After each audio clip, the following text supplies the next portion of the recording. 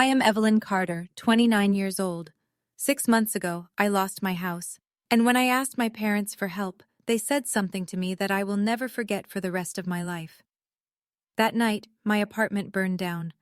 I lost 7 years of memories in a matter of hours.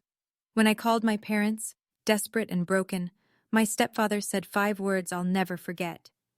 Not our problem. Be more careful. But that wasn't the worst part. The worst part came a week later when the insurance company told me my parents had been listed as the sole beneficiaries on my policy, a policy I never signed.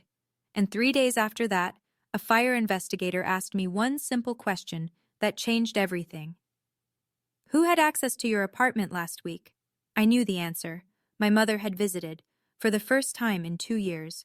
Before I continue, please like and subscribe, but only if this story truly resonates with you. And tell me in the comments, where are you watching from tonight and what time is it there?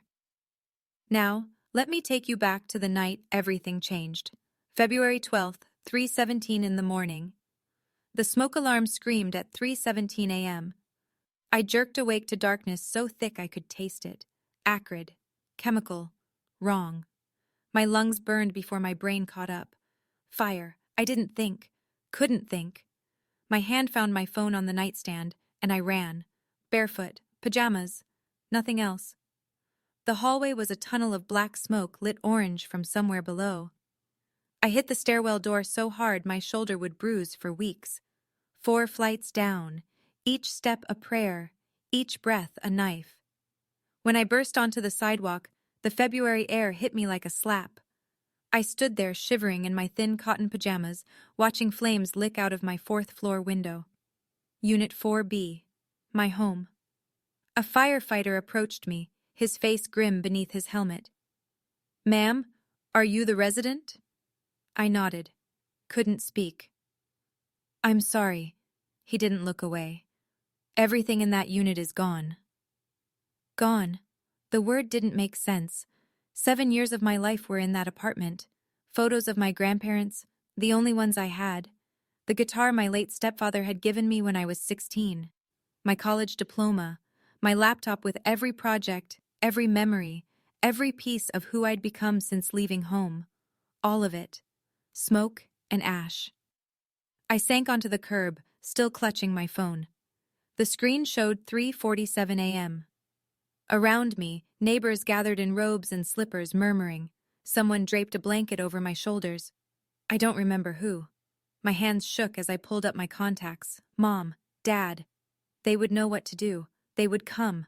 I pressed call. The phone rang. And rang. And rang. 8 rings before she picked up. "Evelyn?" My mother's voice was thick with sleep. And something else. Annoyance. "Do you know what time it is?" "Mom." My voice cracked. "There was a fire. My apartment. Mom, I lost everything. I don't have anywhere to go. I don't... Oh." A pause. Long. Empty. "That's... unfortunate." Unfortunate. Like I'd spilled coffee on my shirt. I heard rustling, then my stepfather Richard's voice in the background. Patricia handed him the phone. "Evelyn, what's going on?" I told him again. The fire, the smoke, standing on the sidewalk with nothing but my phone and the clothes on my back. I was crying now, I realized. Couldn't stop. His response came flat, final. "This isn't our problem, Evelyn. You should have been more careful. You're an adult now." The line went dead. I sat there for a long time, phone still pressed to my ear, listening to silence. The firefighters kept working. Neighbors drifted back inside. The sun started to rise, painting the smoke a sickly orange. My parents hadn't asked if I was hurt, hadn't offered to come, hadn't said they loved me. Not our problem. As the shock slowly hardened into something else, a memory surfaced. My mother, standing in my apartment 5 days ago. Her first visit in 2 years. She'd shown up unannounced, said she missed me, walked through every room, touching things, asking questions. At the time, I'd been happy. Grateful even. Now, sitting on that curb wrapped in a stranger's blanket, I wondered, why had she really come? I pushed the thought away. It was crazy, paranoid, but the question wouldn't leave me alone. Jason Park saved me that first week. My coworker had a spare room and a kind heart. He didn't ask questions when I showed up at his door at 6 a.m. with ash in my hair and nothing but my phone, just handed me a cup of coffee and said, "Stay as long as you need." 3 days later, I finally felt human enough to deal with the insurance. I called my renter's insurance company, expecting the usual bureaucracy, claim forms, waiting periods. But the customer service rep, Greg according to his flat Midwestern voice, asked a question that made me pause. "Ms. Carter, can you confirm your relationship with Richard and Patricia Carter?" I blinked at my borrowed laptop screen. "They're my parents, my mother and stepfather. Why?" Silence. Too long. "Ms. Carter, I think you need to come to our office. There's something you should see." "Can't you just tell me over the phone?" "I really think—" He cleared his throat. "It would be better in person." I made an appointment for the next morning. After I hung up, I sat staring at the wall for a long time. Jason found me like that when he got home from work. "Evelyn, you okay?" "The insurance company wants me to come in, something about my parents." "Your parents? What do they have to do with your insurance?" "I don't know." I met his eyes. "But the guy mentioned something about a beneficiary designation form dated 6 months ago." Jason frowned. "Beneficiary? On renter's insurance? That's weird." "Yeah." I hugged my knees to my chest. "That's what I thought too." That night, I barely slept. Something was wrong. I could feel it. I just didn't know how wrong. The insurance office smelled like stale coffee and bad news. Greg was younger than he'd sounded, maybe 30, with apologetic eyes behind wire-rimmed glasses. He led me to a small conference room and closed the door. "Miss Carter, I want to start by saying I'm very sorry about your loss." "Thank you, but you didn't bring me here for condolences." He sighed, slid a folder across the table. I opened it. My policy. Standard stuff. My name as the insured, coverage amounts, effective dates. Then I turned to the last page. Beneficiary designation, Richard Carter, Patricia Carter, 100%. The room tilted. "This is a mistake," I heard myself say. "I never signed this. I would never—" "Ms. Carter." Greg pointed to the bottom of the page. "That's your signature." I looked. It did look like my signature. The same loops, the same slant. But I knew. I had never held this pen. Never seen this document. "This form was submitted 6 months ago," Greg continued quietly. "The original policy had you listed as your own beneficiary, as is standard. Someone changed it. 6 months ago. And the payout amount? $150,000. He paused. "Ms. Carter, there's something else.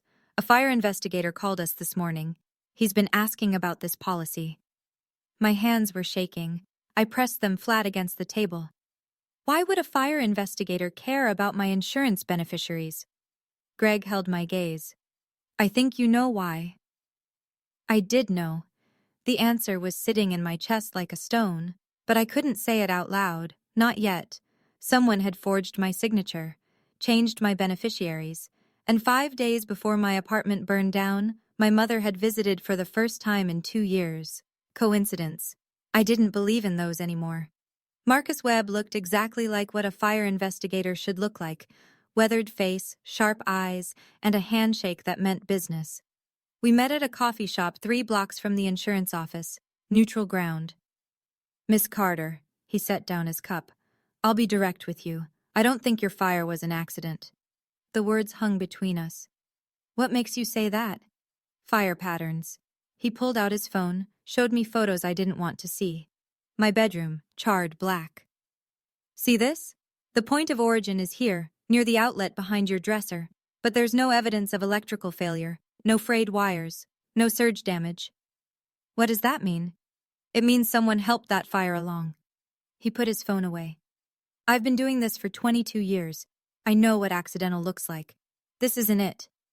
I wrapped my hands around my coffee cup, needing the warmth. "So what happens now?" "Now I ask questions." His eyes met mine. "Who had access to your apartment in the week before the fire?" My heart stopped, then started again, too fast. "I had a visitor, 5 days before." "Who?" I made myself say it. "My mother." Marcus didn't react. just nodded slowly, like a puzzle piece clicking into place. I checked the building's entry logs. Electronic locks, they keep records. Only 2 people accessed your unit that week. You. And a woman matching your mother's description. I couldn't speak.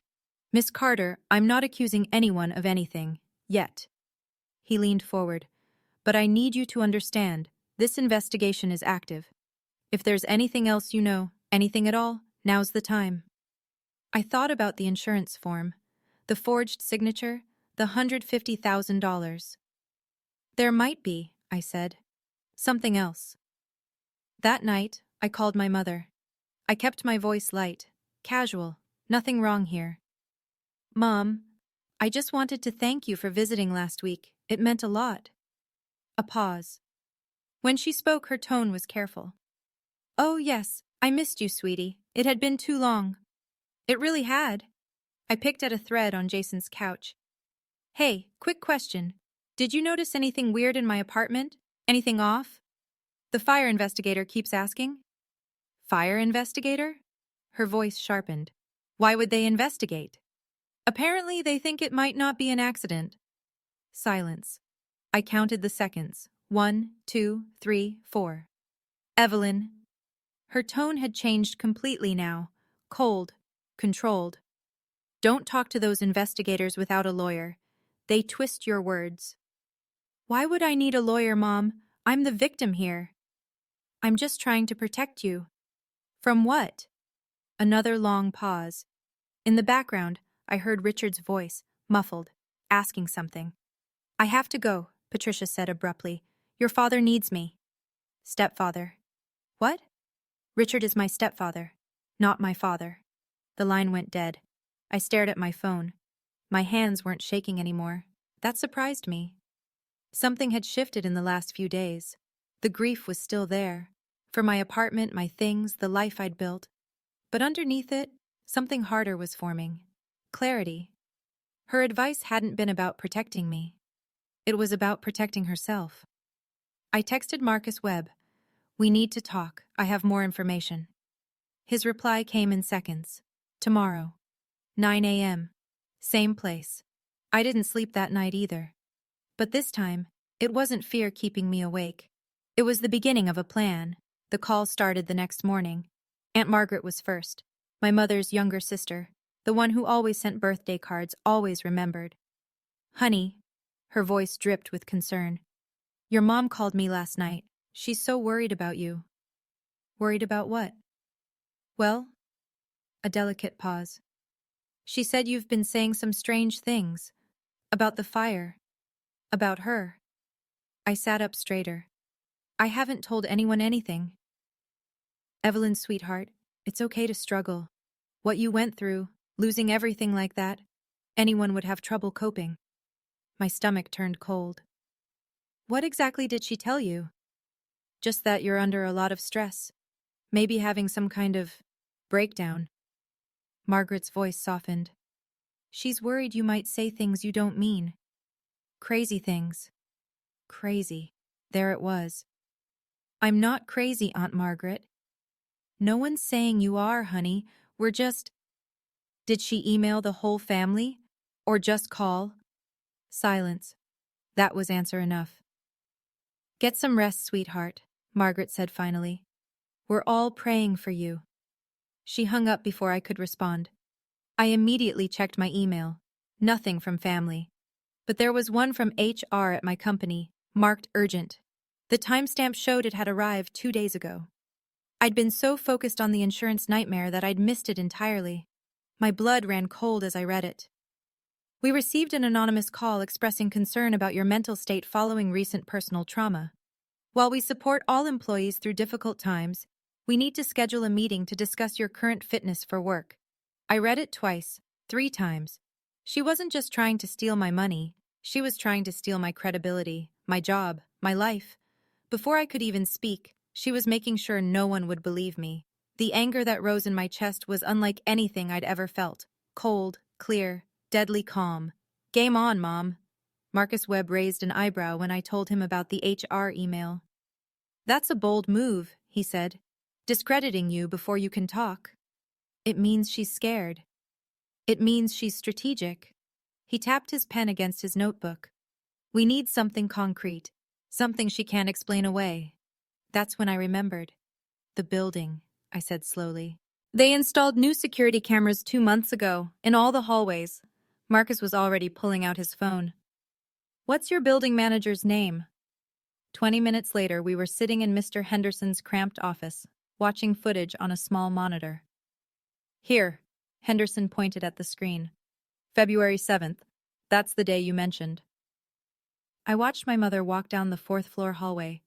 She carried a large black bag, the kind you'd use for a gym or an overnight trip.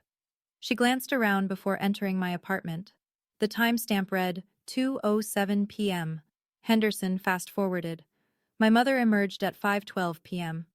3 hours. She'd told me she only stopped by for 30 minutes. But that wasn't the worst part. Wait, I leaned forward. Where's the bag? We watched again. She walked in carrying the bag. She walked out empty-handed. Can you check the other cameras? Marcus asked. Stairwells? Parking garage? Henderson nodded and started clicking. We found it on the service entrance camera. Patricia, walking to her car at 5:15 p.m. No bag. She hadn't taken it out that way either. She left it in my apartment, I said quietly. Marcus made a note. That bag is key. Fire investigators found something suspicious near the outlet, still being analyzed at the lab, but if we can prove what she brought in... The 3-hour visit, the missing bag, the suspicious fire origin. Finally, we had a direction. Diana Reeves was exactly what I needed. A lawyer who specialized in insurance fraud and didn't believe in sugarcoating. This signature is good. She held the beneficiary form up to the light in her downtown office. Professional even, but not perfect. What do you mean? She pulled out a magnifying glass. Old school, but effective. See these points here? And here? She traced invisible lines on the paper. Hesitation marks. When someone forges a signature, they naturally slow down at certain points, trying to get it right. Your real signature is fluid. You've been signing your name for years. This one has at least 3 places where the pen paused. Hope flickered in my chest. So you can prove it's fake? I can hire a forensic document examiner who can prove it's fake. Diana set the paper down. What's more interesting is the submission method. This form wasn't mailed in. It was submitted directly at the insurance office. Meaning someone walked in pretending to be me. Or claiming to represent you. Diana pulled out another document.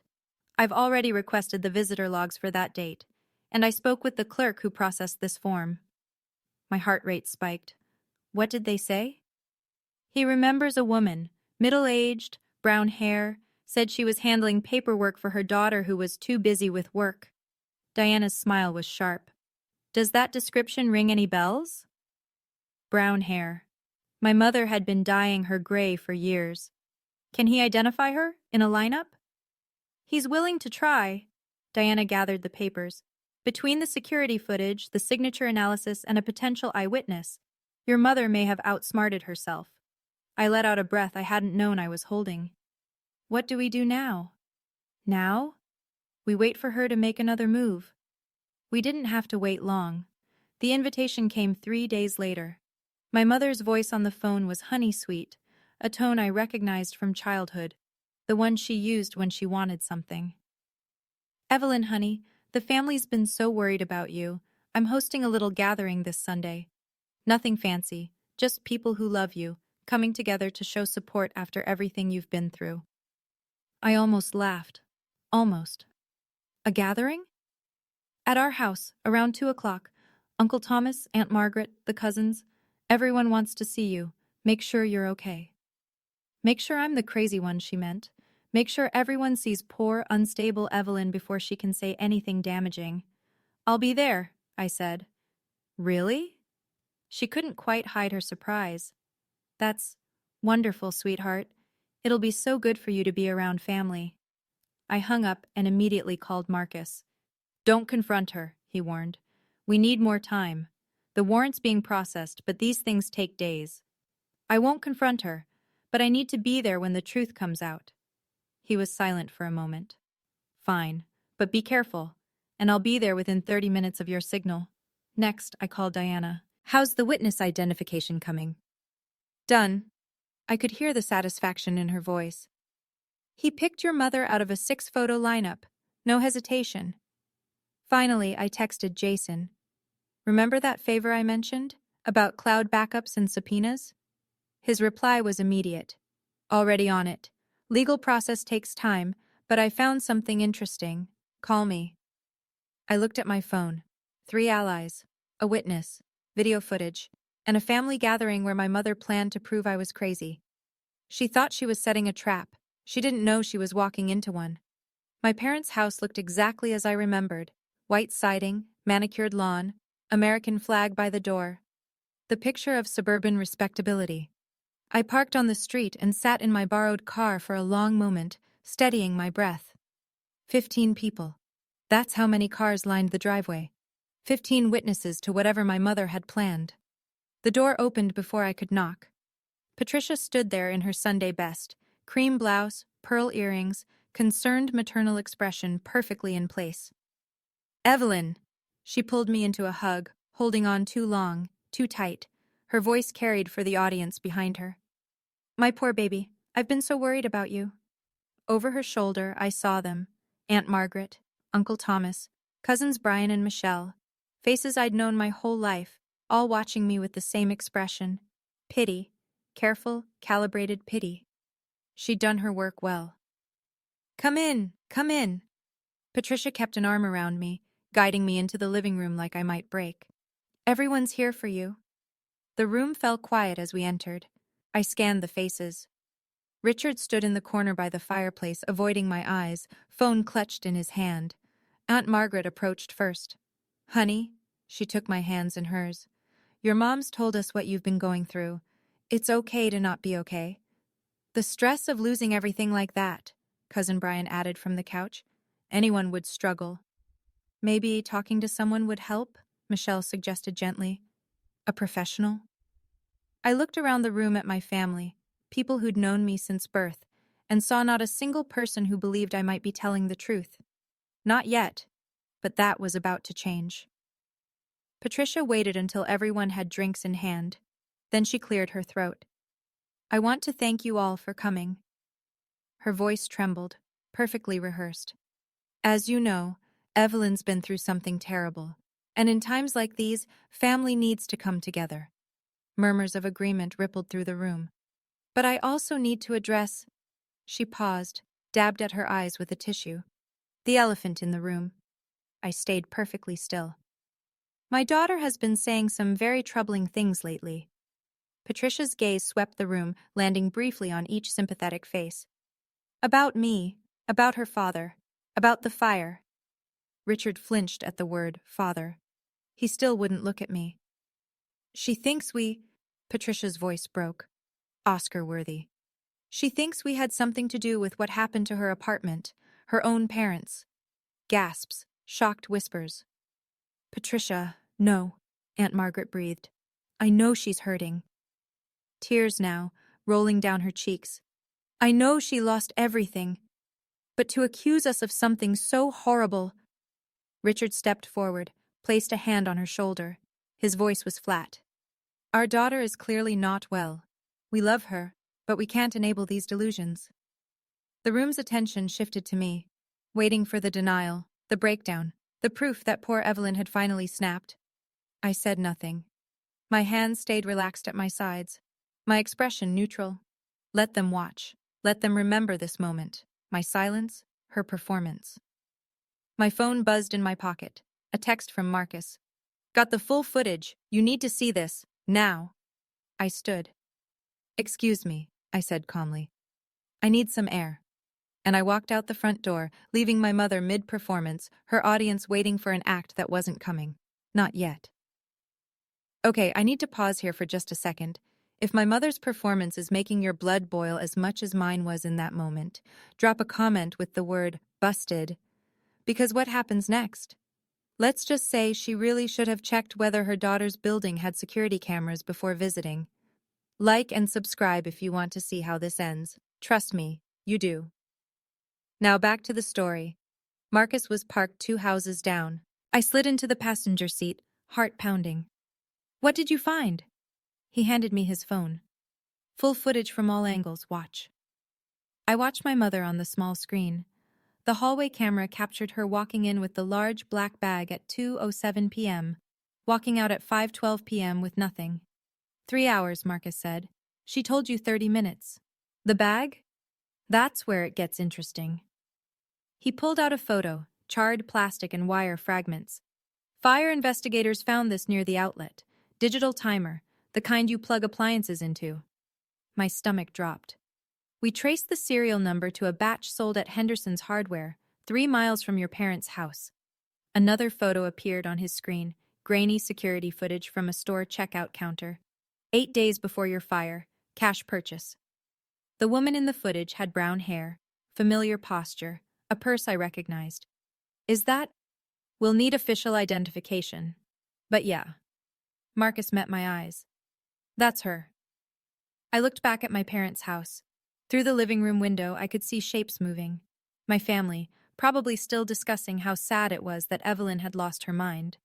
My phone buzzed. Diana. The witness identification came through, she said without preamble.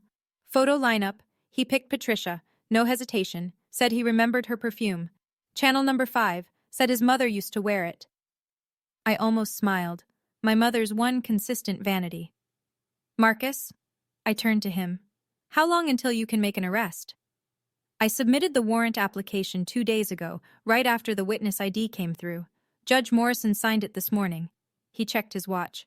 I've got 2 officers meeting me here in 30 minutes. He studied my face. What are you planning? I'm going back inside. Evelyn. I won't confront her, but when you come through that door, I want my family to see the truth, all of it, at once. He hesitated, then nodded. 30 minutes, then we end this. I sat in Marcus's car for another moment, gathering myself. The evidence was solid now. Video footage, witness identification, timer device remnants, a forged signature. My mother had been careful, but not careful enough. One more thing. I looked at Marcus. The messages. From her phone. Jason had explained it to me the day before. Cloud backups. Text messages that users thought they'd deleted, still sitting on servers accessible with a proper subpoena. The legal request went through this morning, Marcus confirmed. Patricia's carrier is cooperating. We should have her message history within 48 hours. But I already knew what we'd find. She hadn't done this alone. Richard knew. Maybe helped.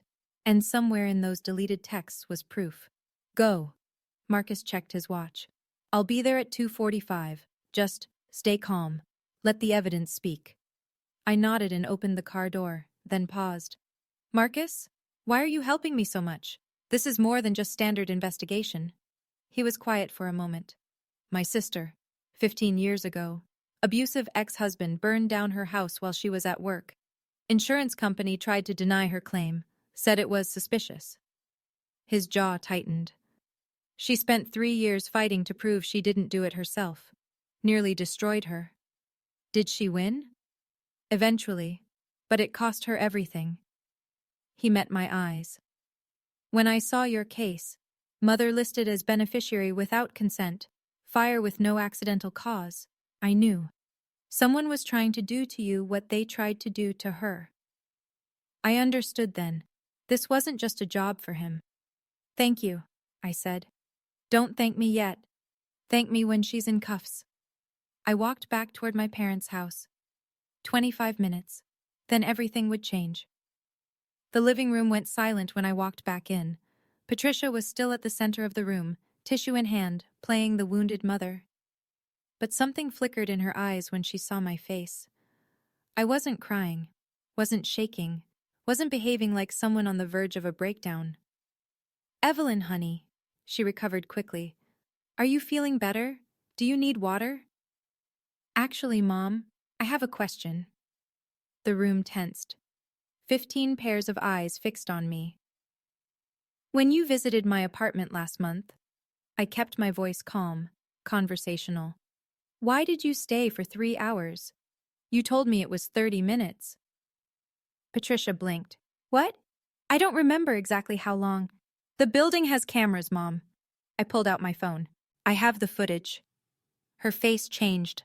Just for a second, a flicker of something cold beneath the maternal mask. Richard straightened.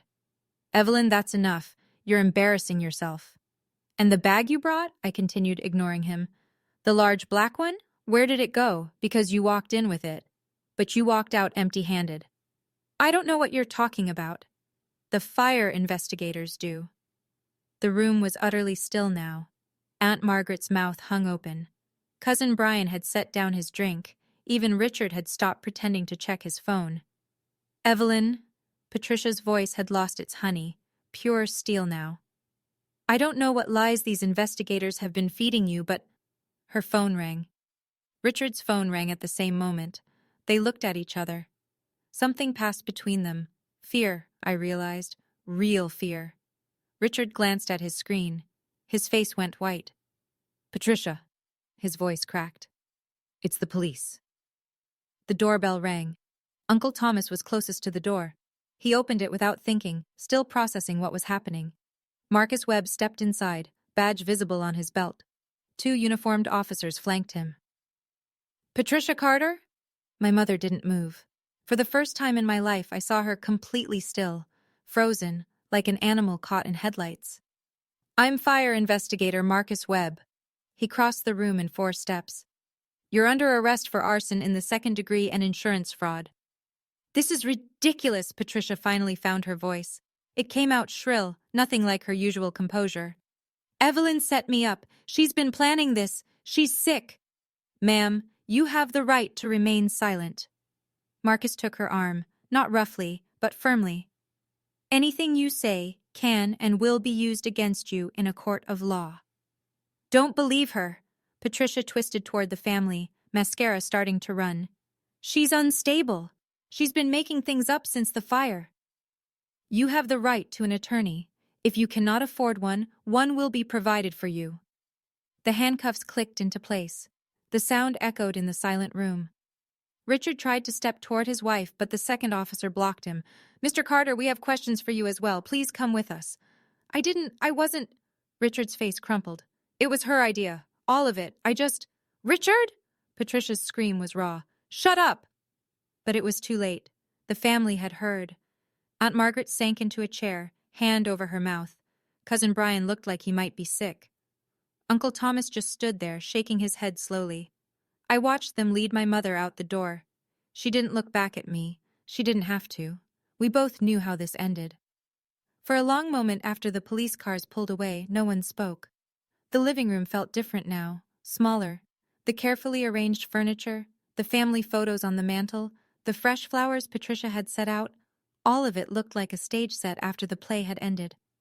Aunt Margaret was the first to move. She rose from her chair and walked toward me, tears streaming down her face. "Evelyn," her voice broke. "I'm so sorry. I should have listened to you. I should have—" "You didn't know. I should have asked." She took my hands in hers. "You're my niece, and I believed her. I always believed her." Cousin Brian approached next. "I can't believe that she would—" He couldn't finish the sentence. "She did." I said it simply. No anger, just fact. One by one they came to me. Uncle Thomas, Michelle, the others. Apologies. Shock. Disbelief. Some couldn't look me in the eye. Some couldn't stop looking, as if seeing me for the first time. "Whatever you need," Uncle Thomas said. His voice was gruff, but his eyes were wet. "Legal fees, a place to stay, the family will help. The real family." I thought about that word, family, what it meant, what it should mean. "Thank you," I said. "But I need some time to figure out who my real family is." No one argued. I walked out the front door into the February sunlight. The cold air felt clean after the suffocating warmth inside. My phone buzzed. Diana. "She's being processed now. Bail hearing tomorrow. Richard's talking. He's trying to make a deal." I looked up at the sky. Clear blue. Endless. "Good," I said. "Let him talk." 2 days later, I sat across from Diana in her office, a stack of documents between us.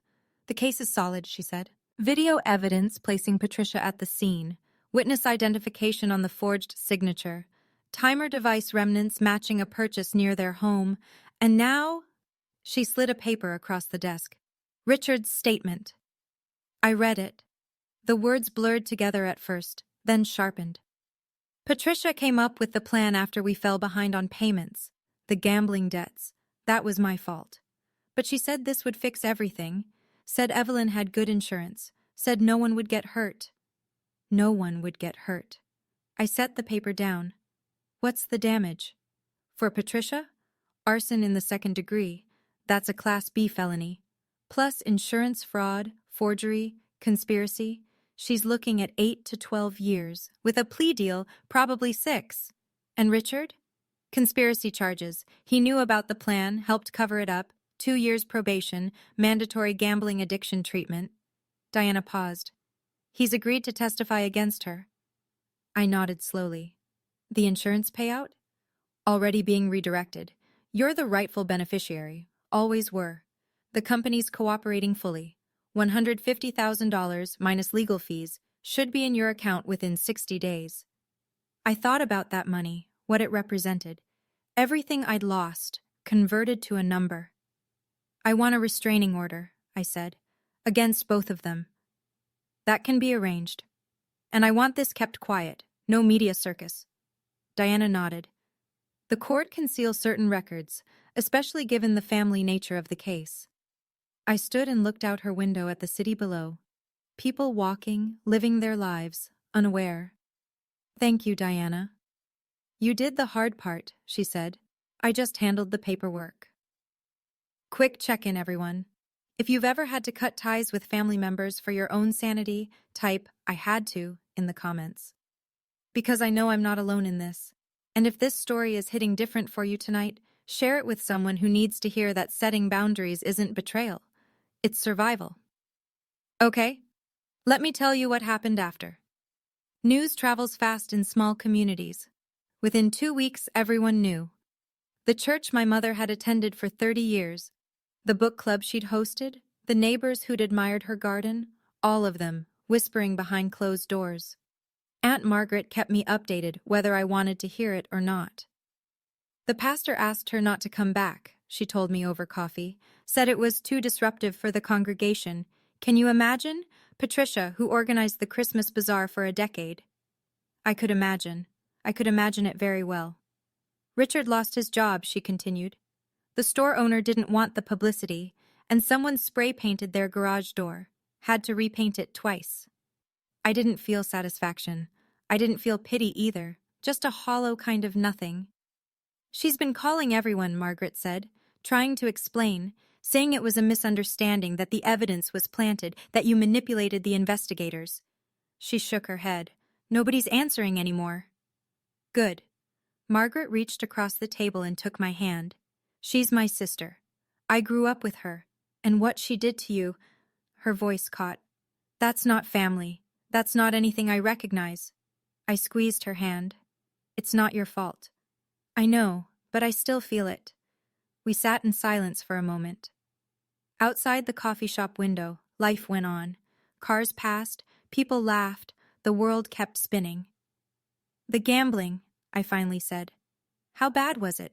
Richard's gambling? Margaret's face darkened. Bad. 180,000, maybe more, to people you don't want to owe money to. That explained the desperation, not that it excused anything. She thought she could fix it by burning my life down. She thought wrong. Yes, she did. The court date came on a gray Thursday in April. I sat in the back row of the courtroom, watching my mother in her orange jumpsuit, her wrists cuffed in front of her. Her hair had grown out, gray showing at the roots now, no salon appointments in county jail. She looked smaller than I remembered, older. She didn't turn around to see if I was there. Maybe she knew. Maybe she didn't want to know. The judge read the charges: arson in the second degree, insurance fraud, forgery, conspiracy to commit fraud. Each word landed like a stone. Patricia's lawyer, public defender, since Richard couldn't afford anyone else, had negotiated a plea deal. Guilty on all counts, in exchange for a reduced sentence recommendation. Patricia Carter, the judge said, You are hereby sentenced to 6 years in state prison with eligibility for parole after 4 years. 6 years. My mother would be 62 when she got out, if she got out early. I watched her shoulders shake, crying maybe, or just the weight of it finally hitting her. Richard's hearing was separate. Because he'd cooperated fully and testified against Patricia, the DA offered a deal.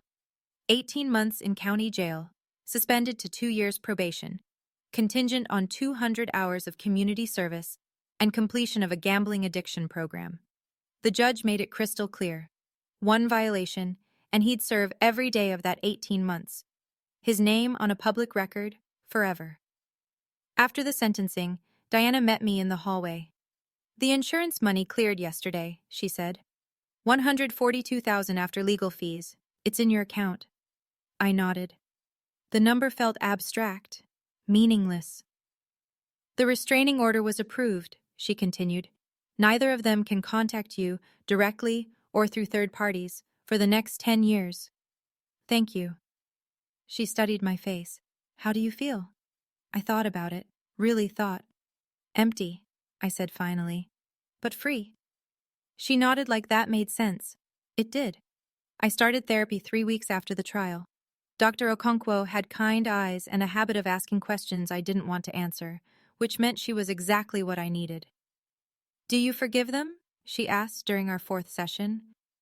I stared at the ceiling of her office, considering. "Forgiveness isn't my job right now," I said finally. "Healing is." She smiled. "That's a healthy perspective." "Is it?" "You're not forcing yourself into an emotion you don't feel. That's growth." Growth. Such a small word for such a massive shift. I moved into a new apartment at the end of April, smaller than my old one, a studio in a quieter neighborhood, but it had good locks, a security system I chose myself, and no memories. Jason helped me move in. Aunt Margaret sent flowers. Uncle Thomas dropped off a casserole, stood awkwardly in my tiny kitchen, and said, "Call if you need anything." I bought a new guitar.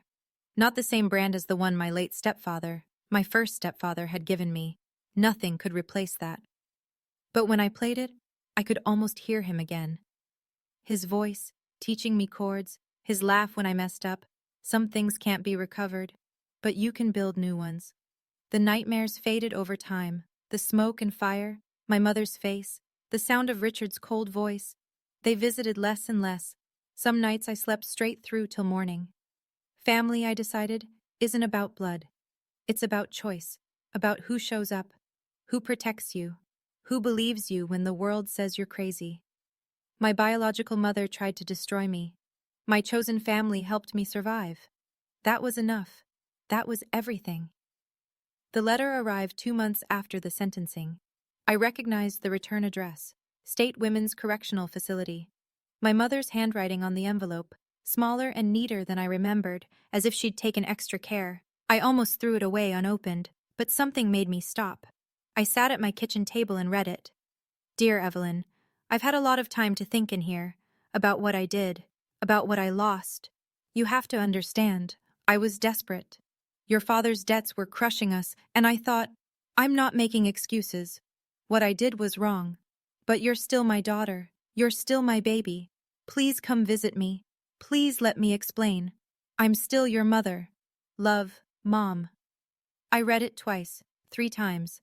Then I got a piece of paper and wrote back, not to send, just for myself. "Patricia, you were my mother, but the woman who raised me would never have tried to kill me for money. I don't know who you are, and I don't need to find out. Don't write again." I folded the letter carefully, put it in my desk drawer. Maybe someday I'd send it, maybe not. Then I blocked the prison's incoming mail through my post office. Professional, clean, final. Jason came over that evening for dinner. He noticed the envelope in my trash. "From her?" "Yeah. You okay?" I thought about the question, really considered it. "Better than okay," I said. "I'm free." He smiled. "You want help making dinner?" "Please." We cooked together in my tiny kitchen, pasta with vegetables, nothing fancy. Music playing softly from my new speaker, my new guitar leaning against the wall. It wasn't the life I'd planned. It was better. I'm sitting in my apartment now, looking out the window at the city lights. 6 months since the fire. 4 months since the trial. A lifetime since I stopped believing that family meant safety. Sometimes I think about what I lost. The photos that can't be reprinted. The guitar that sang with my stepfather's voice. The naive belief that my mother loved me more than money. Those things are gone. But here's what I found. Strength I didn't know I had. Friends who became family. The ability to trust my own instincts, even when everyone around me said I was wrong. Fire destroys. Everyone knows that. But what they don't tell you is that fire also reveals. It burns away the surface, the pretenses, the lies, the carefully constructed images, and shows you what's underneath. My mother's love was conditional. It always had been. The fire just finally showed me the price tag. If you're watching this, if you're in a family that makes you feel crazy for telling the truth, you're not crazy. You're awake. And being awake is terrifying at first, but it's also the beginning of freedom. I'm Evelyn Carter. I'm 29 years old. And my mother tried to burn down my apartment for insurance money. She failed. Not because I was smarter, not because I was lucky, but because I finally stopped protecting people who would never protect me. That's the hardest lesson, and the most important one. You're allowed to save yourself, even from family, especially from family. The fire took everything I owned, but it couldn't take who I am. And in the end, that's all that matters. Before I go, a few things this experience taught me. Trust is earned, not assumed, even with family. Your gut feeling exists for a reason. When something feels wrong, it probably is. And setting boundaries isn't abandoning family. It's protecting yourself from people who already abandoned you first. Thank you for staying until the end. If this story helped you feel less alone tonight, drop a heart in the comments. If you know someone who needs to hear this, please share it with them. There are more stories like this one linked in the description. Check them out if you want. I'm Evelyn, and I'm still standing. And if you're going through something similar, you will too. Like and subscribe. I'll see you in the next one.